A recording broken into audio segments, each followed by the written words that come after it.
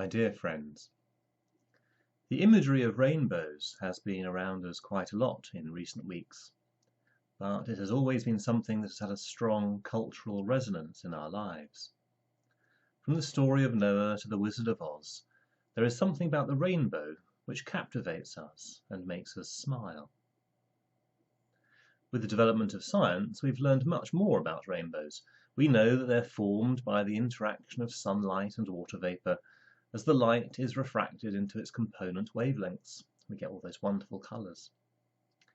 Yet for me, even though that scientific explanation is perfectly true, it will never be able to fully capture the truth of all that a rainbow is for us. Sometimes we need to just look and experience it. Sometimes we can lose something essential if we become too analytical and scientific.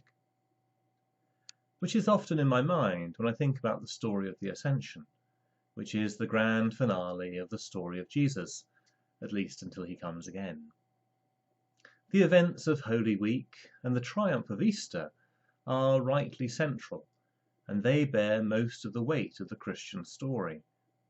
But the end point of all those events, what they're for, is the establishment of Jesus as King. That is what the Ascension means. The Ascension is like a coronation. Jesus rises into heaven and is seated at the right hand of the Father. He is placed in a position of authority. Jesus now has all authority in heaven and on earth and under the earth. At the name of Jesus, every knee shall bow. And that is all that we know and all that we need to know. Abstractions and scientific truths have their place, and sometimes that can be an immensely important and prominent place.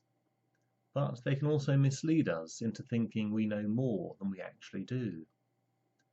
Sometimes we have to see and engage and believe and behave accordingly.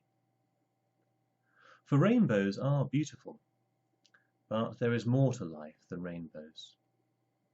Angels come to the disciples and ask them, "Why are you staring at the sky?"